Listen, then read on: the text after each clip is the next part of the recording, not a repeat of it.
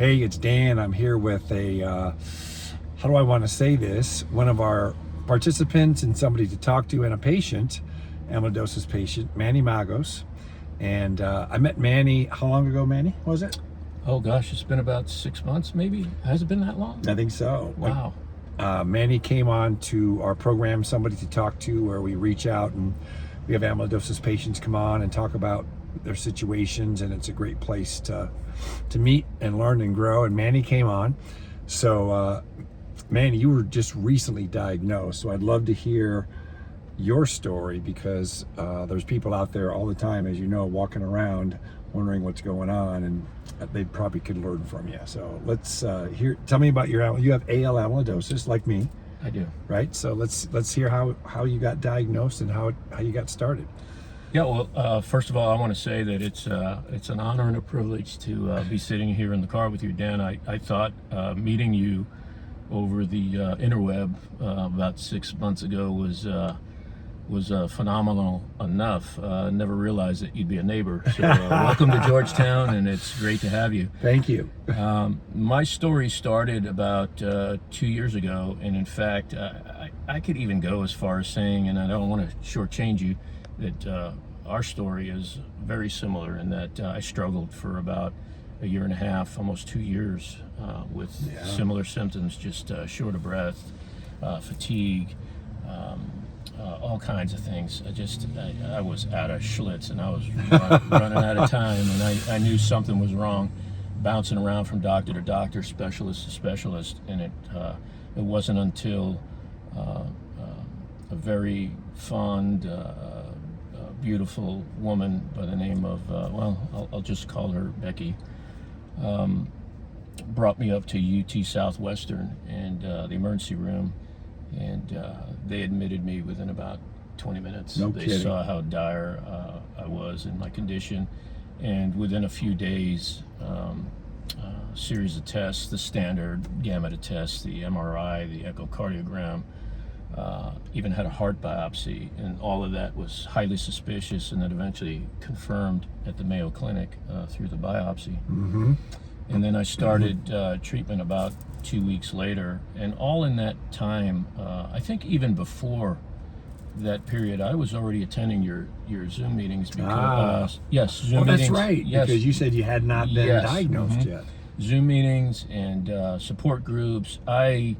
I knew something was going on, and I knew this was the answer. I just felt it in my gut, even after a negative bone marrow and fat pad biopsy. They came out negative. Wow. And I just felt in my heart of hearts all the symptoms pointed toward amyloidosis. And the folks up at UT Southwestern in Dallas, because they are considered a quote-unquote center of excellence, they were able to see in imagery what others couldn't detect. And the frustrating thing about this whole journey, at least early on, was that as many doctors as, and I'll say we, folks who are struggling for an answer, see, as many of those doctors that we see, it's not all too often that you get somebody who's actually listening to you. And yes, they're obligated, as doctors are, to follow the science, but they're equally obligated, I believe, to listen to the patient and to understand and to really care about what that patient is communicating in terms of how they're feeling. And I just felt for the longest time that the doctors weren't listening to me, and I don't know if that's just the stresses of the healthcare system the way it is now, that they just don't have as much time for you. They're already thinking about the next patient while you're sitting in front of them. Yeah. Whatever it was just unacceptable, and I'm just thankful that between Becky and myself, we just continued persevering and finally got the answer, and now we're on what I believe is the road to recovery. I don't know what a recovery looks like in terms of final recovery, if there is such a thing, but I do certainly have a lot more hope and faith that things are going to get better, and they already are getting better, so I'm thankful for that. Well, I got to tell you, Manny, when I first met you via Zoom, you did not look good. I was worried about you. and you look really good today. Well, I appreciate Really that. look good today. So Manny and I just had lunch here in Georgetown, Texas. He took me to this place called the Big Cafe, and great lunch.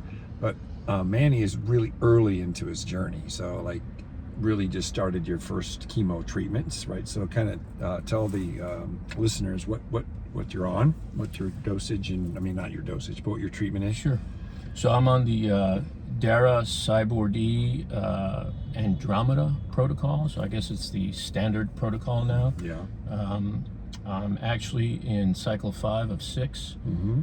I'm looking forward to, well, I don't know, maybe that's not the right way to phrase that. I would much rather look forward to no further treatment, but I certainly You got to take what you I'm get. ready to move past the 6-month chemotherapy. That's right. And then just start monthly shots of the Dara. That's great. My understanding is that will happen for about 18 months. Wow. And then we'll play it by ear and Gotcha. just see where we are with the. Gotcha. So,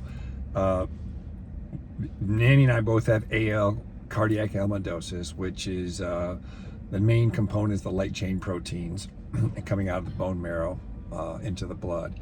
So, and there's so many different factors, and Manny's light chains are actually lower than mine, but his ratio is maybe not as good as mine. So again, I'm not sharing any doctor's news. It's just, if you're just getting into the amyloidosis, there's so many factors that happen. So I guess the reason I want to make this video is for you to meet Manny. And if you've got an issue or you just got turned on to this channel and you're not feeling well, you've got to go find the proper care. And what Manny said, there's these places called centers of excellence with amyloidosis, and that's where we need to go.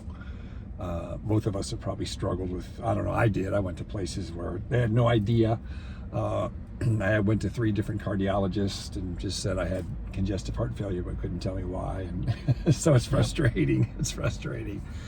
So Manny will be watching your journey. I'm excited, and I'm excited to watch you succeed, because I believe that your attitude is like 90% of your success. And I know you got a winning attitude with your background with the Marines and all that good stuff. You were, I mean, like, I feel like I was made for this. Like, I can overcome it, and I feel like you're the same way. Well, I appreciate the vote of confidence, Dan, and I just consider myself blessed in having made your acquaintance, and I consider you a good friend now.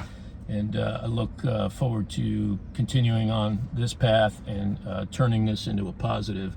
And you brought up my background as a Marine. I know there's a lot of veterans out there who are struggling with this. The VA has recognized amyloidosis as a service-connected disability, and I look forward in playing some small role in helping other veterans try to get the help that they deserve. That would be great. That's awesome. That's awesome. Well, thank you, Manny, for being here. And those of you who are listening, or maybe here for the first time, go down to the very bottom. There'll be a link, and you can register for our upcoming Somebody to Talk To event, which happens every Wednesday, where we have patients and caregivers come on from all over the world, and we typically have experts come on, hematologists, neurologists, and they share for 15 minutes, and then we open it up for conversation for 35 minutes, where people talk back and forth to the expert amongst themselves, and it's a great environment. So that's how I met Manny, and we have plenty of other people on there from all over the country, and we'd love for you to join us. So again, my name is Dan. Thanks for coming, and we are on this journey together. All right, see ya.